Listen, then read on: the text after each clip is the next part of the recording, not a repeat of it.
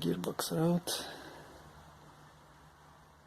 Not the easiest thing as usual, but got it done.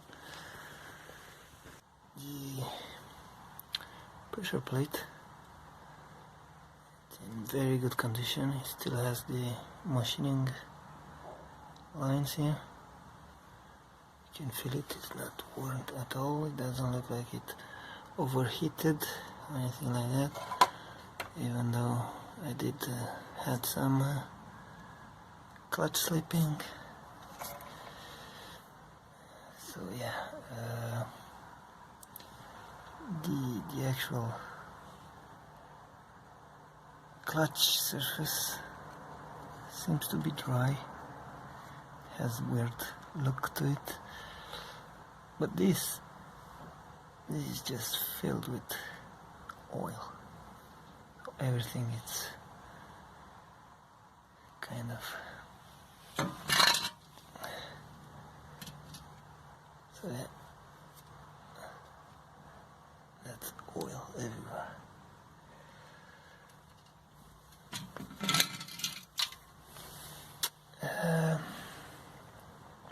Doesn't really look to be the rear main seal. I mean, there is a bit of some signs of leakage here, but I'm not sure if it could explain that much oil you can see here. Could be, maybe. Also could be gearbox oil, but usually the gearbox oil is clean, not that dirty. This is what I had to do to get that 400 Newton meters bolt off the crank. A few extensions found around here. I use this shitty flywheel locking tool. Of course it's no good, and I doubled with this chisel setup to lock the flywheel in place.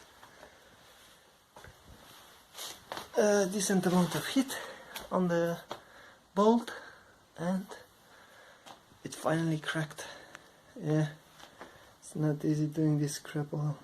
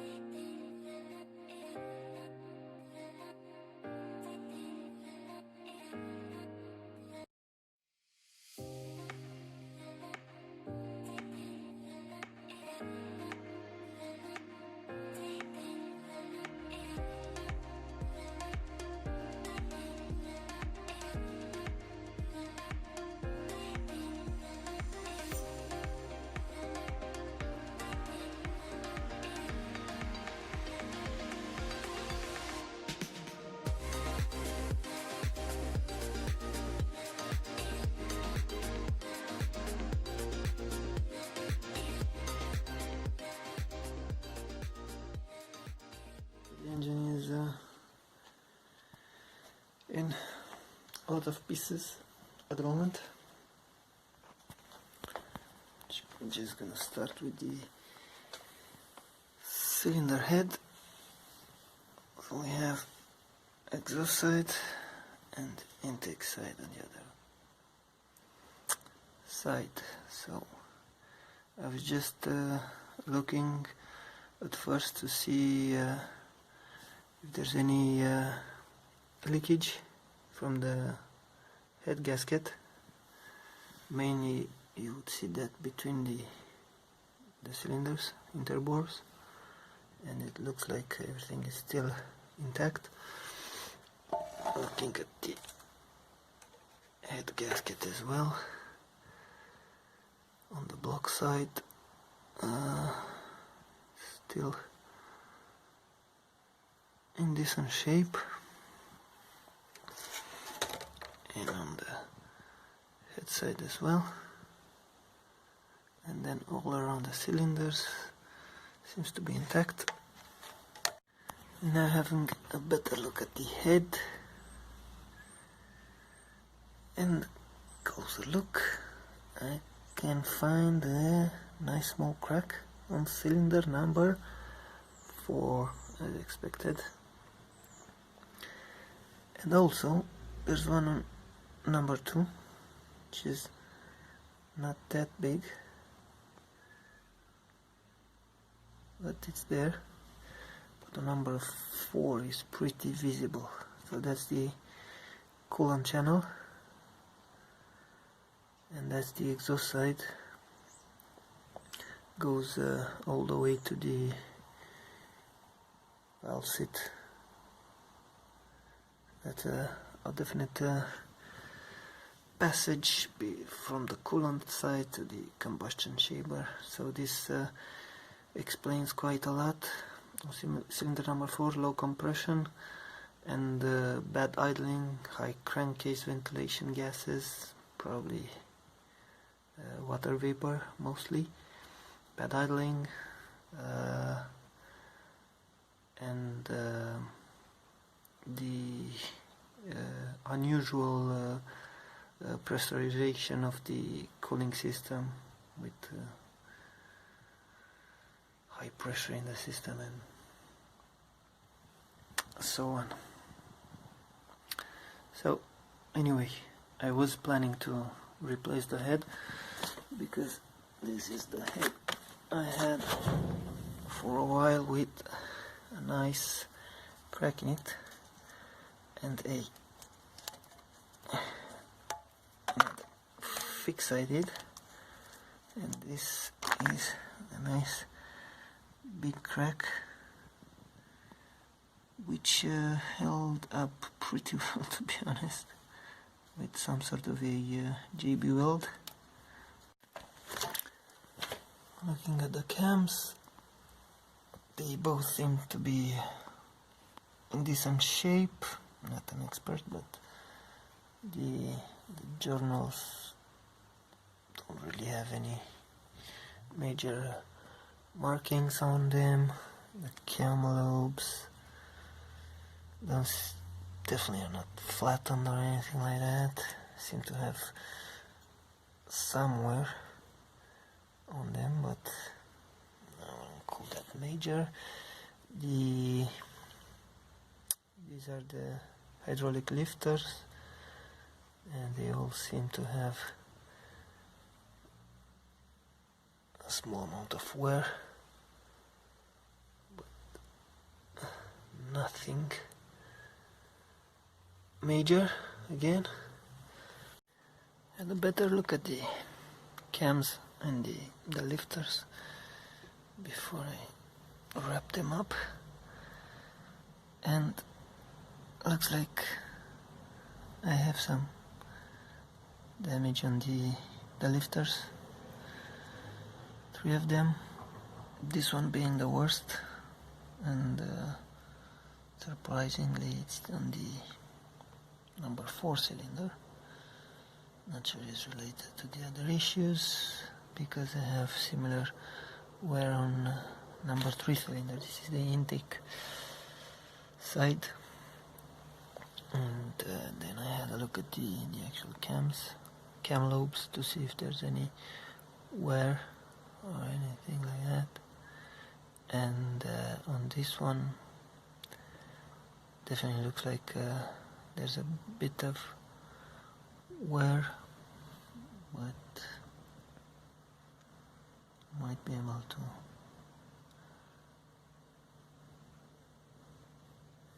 get away with that. A bit of polish or something. Onto the pistons, we have from 1 to 6. So I try to clean this carbon a bit. That's definitely carbon deposits. They all have similar deposits, except for number 4, of course. And this I just cleaned it with a off with a rug, and it cleaned right off. This is a typical sign of coolant in the cylinder, and your carbon deposits just clean off easily. And of course, cylinder number 4 and piston number 4 have the highest wear measured. Looking at the bearings, Conrad bearings, they did take a beating, as you can see. I'm not sure exactly how they're supposed to look, but yeah, they definitely gonna need replacing. Then looking at number 2 as well, you can see there's a similar coolant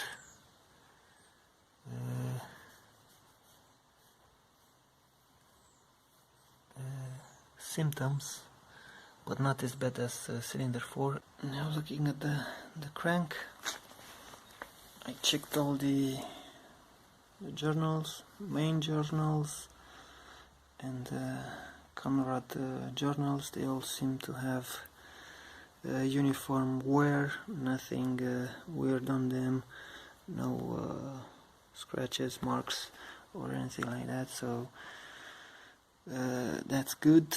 Also check the straightness of the crank, measuring on the center bearing main journal, central main journal, with the outer journals in place, and by rotating the crank, and it seems to be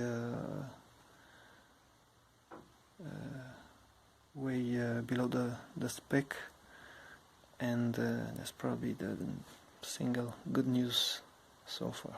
Really planning on removing the crank. These are the main bearing caps from 1 to 6 to 7, sorry, with number 6 being the thrust bearing. And I usually they don't really wear that much, the main bearings, but this one has quite a bit of scoring in here. And this one as well, but since the actual play of the crank was out of spec, I just decided to remove them and have a look, and I'm gonna probably replace this as well since we're here. Okay, the block. So looking first of all on the head gasket markings, interbore seem to be still intact, and doesn't seem to be any leakage between the block and the head gasket, which is good. The cylinder rings seem to be intact there as well. But looking at the actual wear on the cylinders, of course, this is number 4, and yeah, there is some weird wear pattern on it compared to, let's say, number 3. Not quite clear.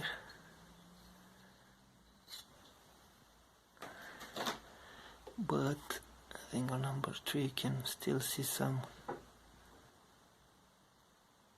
honing marks.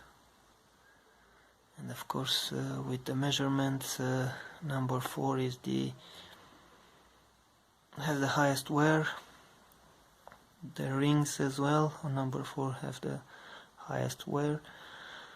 Then comes number 2, which had a small crack, and the rest of them, they're within spec with good amount of wear on them.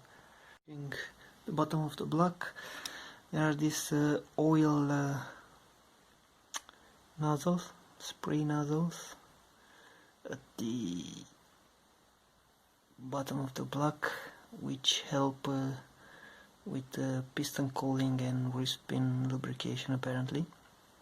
But I noticed I was missing 3 of them on cylinders 1, 2 and 3. Now there's no correlation between the wear and the missing nozzles. Cylinder 1 and 6 have the least wear, and the piston as well, rings as well, and 1 doesn't have the, I'm not sure when it's gone missing, but it doesn't have the nozzle on it. Managed to find 1 nozzle.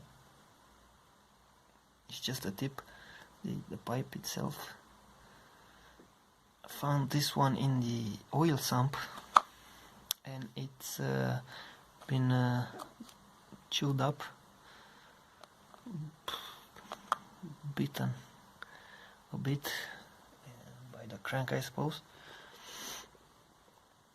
And another one just fell out of the block somewhere when I was moving it around. It does have some marks on it, I think.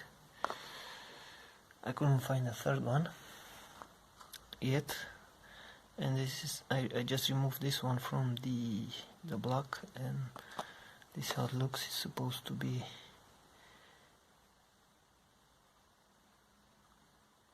looking somewhat like that. Alright, so this is an overview of my measurements on the engine. I have cylinder measurements, piston measurements, ring gap measurements, rod journals, main journals, calculated pistol to cylinder clearance. So some of the measurements were relative to the 84 millimeter bore size, piston size or whatever. So I have on the cylinders positive values, and on the piston negative values. So I measured all of my stuff with a set of micrometers. They should be fairly decent, and for the cylinder bores I use this extendable tool. And then of course measured with the micrometer. It's a bit tricky to use this, and yeah, of course I watched a decent video online on how to do it, and you just need to practice, and it should be fine. And as you can see, on the cylinder measurements, I got fairly repeatable measurements. I did it twice and even 3 times sometime, and yeah, it's fairly distant. I'm not looking for the most accurate reading, just to get an idea of what's up with this engine. So in terms of my measurements, we have the cylinders 1 to 6, measure the cylinder bore at the top and at the bottom. The X value would be along the crank, Y value perpendicular to the crank, which has the highest wear values. Then the piston get negative values. They are measured as the BMW standard on the skirt, 8 millimeters from the bottom of the piston or something like that. Then the ring gap, I did it on the top of the cylinder with some smaller values, slightly smaller values at the bottom of the cylinder. Just did it for the first ring because I'm not gonna replace them anyway. And then at the rod journals and the main journals, I was just looking to see if the wear is consistent, which it is, so that should be fine. But then looking at the piston to cylinder clearance, the max acceptable value would be 0.15 millimeters. So everything is in millimeters, obviously, and of course number 4 has the biggest piston to cylinder wall clearance, which is over the spec, and you can see it by the look of the cylinder bore and the piston skirts. So yeah, the idea now would be to try to balance these values in order to get away fairly cheaply without the need of reboring and oversized pistons and all that expensive stuff. So I was thinking to just use the number 4 piston in the tightest bore, which is number 1, and so on. So I'm gonna try to mix and match and try to balance out this value. So I'm not really trying to get an engine that's gonna keep going for 100,000 miles. Probably just gonna use it for a year or so, and yeah, I just need to rebuild it fairly inexpensively and fairly quickly. So I will replace the main bearings, rod journals, and I'm gonna replace the rings, and this should hopefully give me a fairly decent setup for next year. For this year I'm gonna have to replace the cylinder head because of those cracks in the water jacket, and I'm sure that's gonna help a lot with all of the issues I had before. Hopefully that's not gonna happen again.